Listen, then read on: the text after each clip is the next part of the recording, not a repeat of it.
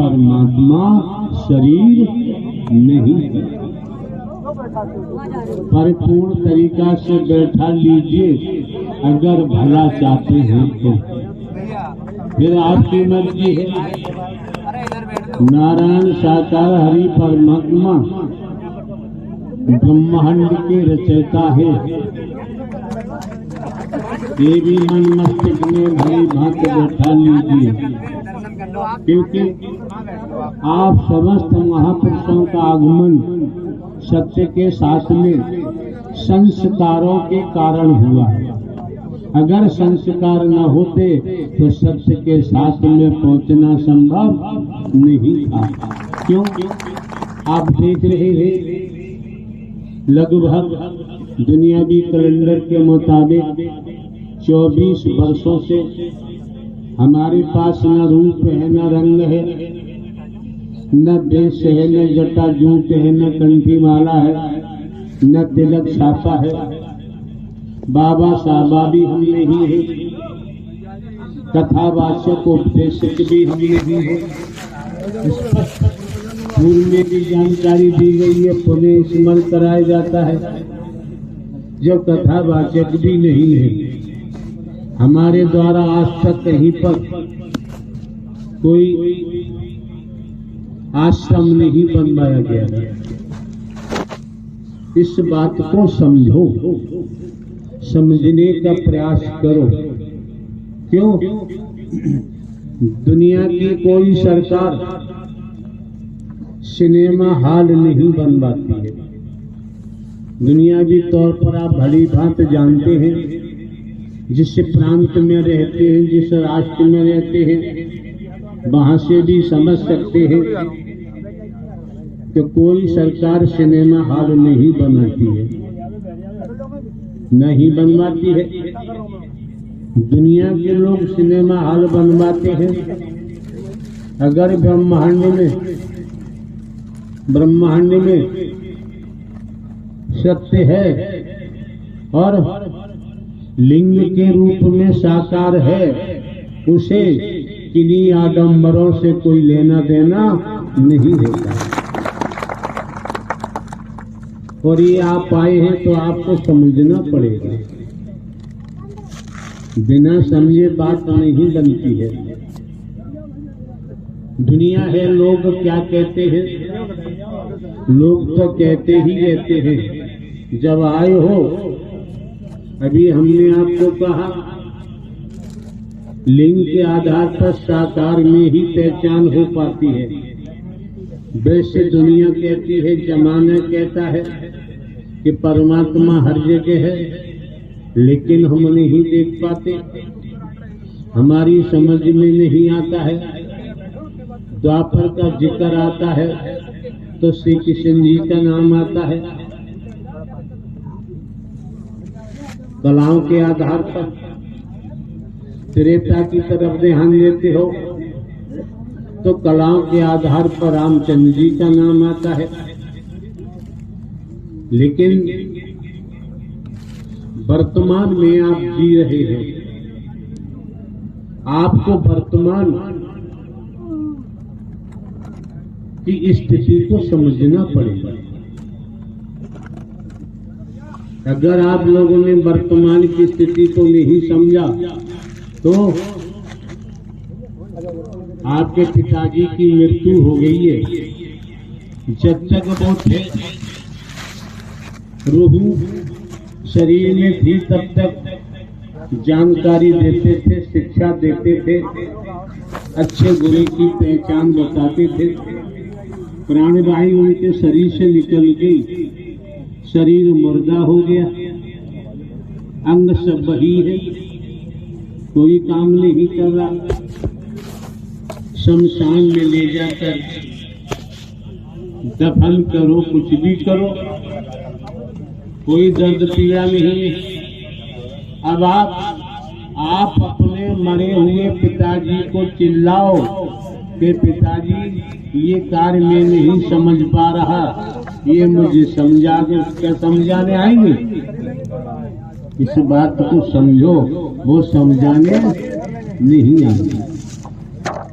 जब तक प्राणवायु उनके शरीर में थी तब तक होता रहा। हमारे द्वारा बड़े प्रेम से चीख के चिल्ला के बताया गया है। हमने तो अपनी अवस्था बता दी। हम तो एक साधारण व्यक्ति आपको दिखाई दे रहे हैं और साधारण व्यक्ति ने चिल्ला कर बता दिया कि हमने आपको जीवित परमात्मा दिया है, जिंदा परमात्मा दिया है। नारायण साकार हरि परमात्मा अजन्मा है, अविनाशी है, न जन्मते हैं न मरते हैं, हमेशा कायम धाम रहते हैं, ब्रह्मांड के कुल मालिक हैं। और आप ये भी समझते हैं दुनिया के तमाम भगवानों का नाम आपने सुना होगा, उच्चारण किया होगा। हरि का नाम जिस तरीके से आज आपके सामने है तो इसी शरीर के द्वारा उजागर हुआ है। इससे पहले की गतिमति आप जाने, जब इसी शरीर के द्वारा इसी माध्यम से इसी मुखमंडल से उजागर हुआ है तो फिर आपको समझना चाहिए। क्यों ये समझना चाहिए? नारायण हरि परमात्मा ने ब्रह्मांड की रचना की है। रचनाहार परमात्मा, संहार करता इस समय आपको साकार में देख रहा है, आपकी सोच को भी समझ रहा है, आपके विचारों को भी समझ रहा है। ये बात आपके मस्तिष्क में होनी चाहिए, ये निकलनी नहीं चाहिए। अगर इतनी बात आपके मस्तिष्क में टिकी रही तो आप बुराइयों से बच सकते हैं, बुरे कर्मों से बच सकते हैं। तमाम प्रकार के व्यसन होते हैं, व्यसनों से आप अपना बचाव रख सकते हैं, क्योंकि आपको यादगारी है कि साकार परमात्मा हमको देख रहा है, हमको सुन रहा है, तो आप भटक नहीं सकते, अपना बचाव कर सकते हैं। बाकी जिसको देखा नहीं उसके चक्कर में रहेंगे, उसके चक्कर में रहेंगे। अब आपकी समझ है, इतना समझना जरूरी है, जानकारी का रखना बहुत जरूरी है, नितांत आवश्यक है। एक व्यक्ति किसी विभाग में नौकरी करता है, सेवानिवृत्त पेंशन लेके घर आ जाता है। उसने जानकारी की लोगों से कि मैं व्यापार करना चाहता हूँ, मैं व्यापार करना चाहता हूँ। समझो, किस्सा नहीं है, इसका सार बहुत गजब का है। तो किसी ने परामर्श दिया, खेती का काम करो, किसानी का काम करो, खेती का काम अच्छा व्यापार है, बहुत मुनाफा होगा। इतनी बात सुनी, बैंक से ट्रैक्टर उठाया, बैंक से और भी यंत्र लिए, कुछ लोन भी लिया, सब संसाधन इकट्ठा करके उसने खेतों की जुताई करना शुरू किया। जानकारी तो थी नहीं, बहुत समझो एक एक पॉइंट को, भटकाने वालों की कमी नहीं है, भी ध्यान रखो। यहाँ आने वालों गुट बनाते हैं, कमी नहीं, उन्हें गुट बनाने दो, उनके गुट में शामिल होने की जरूरत नहीं है। या वो बताएं, दर्शाएं कि तेरे पल्ले में क्या है। अगर तेरे पल्ले में कुछ है तो आ टकरा के देख, टकरा के देख, पता चल जाएगा कि परम सत्य क्या होती है।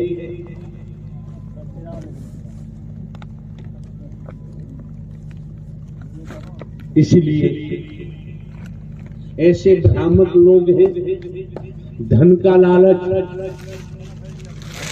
ढोंग, पाखंड, आडंबर, अंधविश्वास में डूबे हुए हैं। वो आपका भला नहीं चाहेंगे, वो आपको तोड़ना चाहेंगे, फोड़ना चाहेंगे। अपनी काली करतूतें धीरे धीरे आपको दर्शाने लगेंगे, धीरे धीरे अपनी काली करतूतें दर्शाने लगेंगे। आपको इतना भ्रामक करेंगे कि आप सदमार्ग पे जाते हैं, वहां से भटक जाएंगे। फिर आप उन्हीं के पास जाएंगे, वो अपना गुट बनाना चाहते हैं, गुटबंदी करने आए। तो सुर असुरों की कोई कमी तो होती नहीं। और ये भी दिमाग में रखो, सुर असुरों का विभाजन हर युग में हुआ, हर युग में हुआ है। यहाँ तो बहुत बड़ी तादाद में असुर आते हैं, बहुत बड़ी तादाद में। हम बाहरी नाटक नहीं देखते हैं, हम उनके अंदर में झांक करके देखते हैं, अंदर को पढ़ते हैं, अंदर को हम परखते हैं। इस आपको बचाने के लिए हम आपको बता रहे हैं, जब आपका आगमन सत्य के साथ में हुआ है, भटकने में देर नहीं लगती है। जिन्हें हम अपना कहते हैं वो भी आपको भटकाते हैं। बेटा बेटी, नाती पोता, भाई बहन, ये भी भटकाते हैं। भटकाने वालों की कमी नहीं है। तो वो जानता ही नहीं था। जब जानता नहीं था, उसने क्या किया? जिस खेत में मक्का बोनी चाहिए थी, ऊंचे पे खेत था, उसमें धान बो दिया। और जिस खेत में नीचे में धान बोना चाहिए था, उसमें मक्का बो दी। तो आप जानते हैं, धान को जल की, पानी की विशेष आवश्यकता होती है, मक्का को नहीं होती है। मक्का में पानी अधिक मिला, वो नष्ट हो गई, नष्ट हो गई। खेती करने की जानकारी नहीं थी। आप भी जान लीजिए, वो हमने आप लोगों को दर्शाया है। परमात्मा को जानो मन जानो, कोई फर्क नहीं पड़ता। ये भी नोट कर लो। जो अंधकार में है, अज्ञान में डूबे पड़े हैं, वही परमात्मा की बात करेगा। स्वयं को जान लो, मैं कौन हूँ, मैं आया कहाँ से हूँ, मेरा रूप क्या है, मेरा स्वरूप क्या है, मुझे क्या करना चाहिए, मैं कर क्या रहा हूँ। जिसने स्वयं को जान लिया, फिर परमात्मा को जानने की जरूरत नहीं पड़ती है। भटकाने वालों की कमी नहीं है। तो जहाँ धान बोने चाहिए जिस खेत में, उसमें उसने मक्का का बीज डाला। मक्का का बीज डालना चाहिए, उसमें धान डाला। दोनों ही फसलें बेकार हो गई, नष्ट हो गई, कुछ पल्ले नहीं पड़ा। एक दिन वो आया, वो दिवालिया हो गया। पेंशन का नौकरी से मिला, वो भी सब बर्बाद हो गया। जो लोन लिया बैंक से, वो भी सब बर्बाद हो गया। बैंक ने आरसी काट दी। आरसी कटी, जो जमीन जायदाद थी सब नीलाम होने लगी। ट्रैक्टर वगैरह जो यंत्र थे वो भी सब नीलाम। बहुत समझने की बात है, साधारण सी बात है, लेकिन गहरा राज है, रहस्य है। नीलाम होने लगे। तो ऐसे भड़वों के चक्कर में फंसोगे जो वर्गवाद का विश्व होले, जो जनता को लूटते हैं, अपने लोगों को लगा रखा है, महापुरुषों से चंदा बटोरते हैं। तो वो कौन हो सकता है? आप अनुमान लगाइए। 24 वर्ष लगभग हमको यहाँ हो चुके ओपनली। आमतौर पर हमारे द्वारा आज तक कोई दान पात्र नहीं लगवाया गया। रुपया पैसा, वस्तु पदार्थ, सोना चांदी, कोठी बंगला, जमीन जायदाद, हीरा मोती जवाहरात हमने कहीं से नहीं लिया है। किसी का भोजन भी हम ग्रहण नहीं करते हैं। ड्राई फ्रूट भी नहीं लेते हैं, फल फ्रूट भी नहीं लेते हैं। हमारे पास जमीन जायदाद है जो हमारे नाम है, महापुरुष रहते हैं, पैदा करते हैं। इंटेलिजेंस ब्यूरो से 15-14 वर्ष पहले पेंशन लिए, वहां से पेंशन लिए। तो आप समझ सकते हैं हम मूर्ख तो नहीं थे। पुलिस विभाग में 28 साल सर्विस किए, 21 साल न्यायालय जुडिशियली न्यायालय में कार्य किया है। स्पेशल जज डकैती, स्पेशल जज नार्को टेबेट, स्पेशल जज ईसीएस डिस्ट्रिक्ट में प्रमोशन हुआ, इंटेलिजेंस ब्यूरो गए। तो बेवकूफ तो नहीं थे। 14-15 वर्ष पहले पेंशन हमने अपनी मर्जी से नहीं दी है, दुनिया के किसी लोगों के कहने पर नहीं दी है। जो पेंशन दिलवा के लाए हैं उन्हीं का नाम, हरि का नाम इस घट से पैदा हुआ, इस घट से प्रकट हुआ है। और वही नाम अजन्मा विनाशी है। संत गोस्वामी तुलसीदास ने रामायण में क्या लेख लिखा है? कलेब केवल नाम आधारा, सिमर सिमर नर हो जाए भव से पारा। अगर गोस्वामी जी के पास नाम होता तो रामायण में लेख लिखते। उन्होंने इशारा किया है, प्रेरणा मिली होगी कि कलेब केवल नाम आधारा, सिमर सिमर नर हो जाए भव से पारा। जानते थे उस नाम का प्राकट्य कलयुग में होगा। आज वर्तमान में पूरे ब्रह्मांड में देख लो, नामी का प्राकट्य हो चुका है और उसने ही अपने नाम को उजागर किया है। समस्त भूलोक में तलाश करो, जिसको जरूरत है वो तलाश करेगा, जिसको जरूरत नहीं वो तलाश क्यों करेगा? कोई मतलब ही नहीं है। उधर संत गोस्वामी तुलसीदास ने रामायण में स्पष्ट लिखा है, जहां जगह मिलती है आसन ग्रहण करे। ये मेला नहीं है, नुमाइश नहीं है। आए हो तो इतना यहां से ले जाओ कि माला माल हो जाए। कहीं पर किसी के सामने हाथ फैलाने की जरूरत न पड़े। गोस्वामी तुलसीदास फिर क्या कहते हैं? संत समागम हरि कथा, तुलसी दुर्लभ दोय, सुत तारा और लक्ष्मी पापी के घर हो। स्पष्ट कर दिया। आज संतों का समागम, नारायण साकार हरि की सप्तमर कथा गोस्वामी जी दुर्लभ बताते हैं। कितनी मेहर की है साकार में प्रकट कर से कर्म करो विद नाना, मन राखो जहां हरि बचन निधाना। बचन को तोड़ने के बाद कुछ पल्ले नहीं पड़ता है। हमारी किसी से दुश्मनी नहीं है, दोस्ती भी नहीं है। जिन लोगों ने जनता को लूटा है, लूट करके महल बनाए हैं, क्या क्या किया है। अगर हमने कहा तो उनको बचाने के लिए कहा है। लूट मार बहुत कर ली, अब मत करो। आगे करोगे तो फिर बचाव संभव। अरे भाई, आप जानते हैं अपराधी अपराध करता है, उसे चेतावनी भी दी जाती है, सलाह भी दी जाती है, अपराध मत करना। अगर तू जघन्य अपराधी बन गया और सरकार के खाते में आ गया, पुलिस के खाते में आ जाएगा, जघन्य अपराधी है, तो कहीं भी तुझे शूट किया जा सकता है, कहीं भी तुझको गोली मारी जा सकती है। कोई फिर सुनने वाला नहीं होगा। सरकार का अपराधी दुनिया में कहीं छिपे, सरकार का अपराधी पकड़ा ही जाता है, पकड़ा ही जाएगा।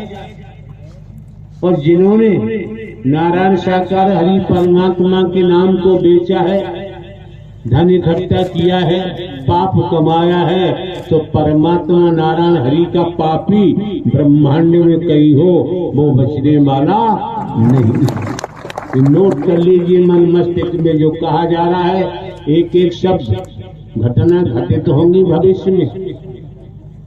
कोई ज्यादा समय नहीं है, जिसने किया है अपराधी है, झेलेगा। तो दिमाग में रखना चाहिए, मन मस्तिष्क आपका ये बहुत बड़ी पूंजी है। इसमें नकारात्मक भर लेंगे तो नकारात्मक कर्म ही करोगे, दुर्गति को प्राप्त हो जाओगे। इसमें सकारात्मक भर लोगे तो सदकर्म करोगे, सद सौभाग्य बनेगा। नकारात्मक करोगे तो फिर दुर्भाग्य बनेगा। संत महात्मा महापुरुषों के मुताबिक देखे, वेदों शास्त्रों पुराणों के माध्यम से देखे, पठन पाठन करके देखो, जो 84 लाख योनियों का जिक्र आता है। एक सीरियल हमने देखा था, डिस्कवरी ऑफ एनिमल्स, तो अंदाज ही नहीं लगा सकते कितनी प्रजातियां होती हैं। जैसे मान के चले आप, साधारण रूप में कुत्ता है, डॉग कुत्ता है, तो हम आप साधारणतः देख रहे हैं कुत्ता है, उसी तरह के दिखाई देते हैं। लेकिन कुत्ता की कितनी प्रजातियां होती हैं और कितनी नस्लें होती हैं, इस बात को समझना बहुत जरूरी है। जितने भी पशु पक्षी हैं, जलचर है, थलचर है, वायुचर है, तो सबकी प्रजातियां होती हैं। जब प्रजातियां होती हैं, छोटा अपराध है छोटी सजा होगी, बड़ा अपराध है बड़ी सजा होती है। तो हमें देखना चाहिए कि हे मानव, तू लोक में क्यों आया है, किस लिए आया है, तुझे नारी का शरीर क्यों मिला है? लूट मार करने के लिए नहीं। आमतौर पर चोरी चपोरी करते हैं, पकड़े जाते हैं, क्या प्रसाद मिलता है, जेल में जाना पड़ता है, सड़ना पड़ता है, और नारायण हरि परमात्मा के नाम को बेच के लूट करोगे तो बाबूजी महापाप लगेगा, महापाप लगेगा, महापाप लगेगा।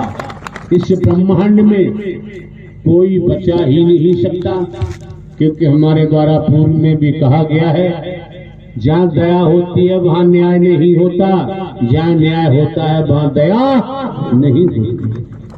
हमारे द्वारा 24 सालों से हम चिल्लाते आ रहे, संसार कर्म करने को स्वतंत्र है और भोगने के लिए परतंत्र है। आप सही में एक दूसरे को बेवकूफ बना सकते हो, चूतिया बना सकते हो, लेकिन जिन्होंने ब्रह्मांड की रचना की है, उन्हें बेवकूफ बनाना, ब्रह्मांड भी बनाना चाहे तब भी नहीं बना सकता। समझो इस बात को, और समझना चाहिए, नहीं बना सकता। कर्मों का भोग है तो भोगना पड़ेगा। तो एक नस्ल कितनी प्रजातियां होती हैं कुत्तों की, तो कुत्ता, कुतिया, गधा, घोड़ा, गाय, भैंस, कीड़ा, मकोड़ा, जिन्हें हम आप देखते हैं। हमसे कोई कहे कुत्ता बन जा तो हम लड़ मरेंगे, और हमारा कर्म हमको कुत्ता बना ही देगा। हमारा कर्म हमें गटर का कीड़ा बना ही देगा। हमारा कर्म हमें रसा ताल में ले जाएगा, छोड़ेगा। जो अभी हम ये सर्विस का दायरा गिनाया, हमने बड़े बड़े धनवानों को देखा है, बड़े बड़े पदवानों को देखा है,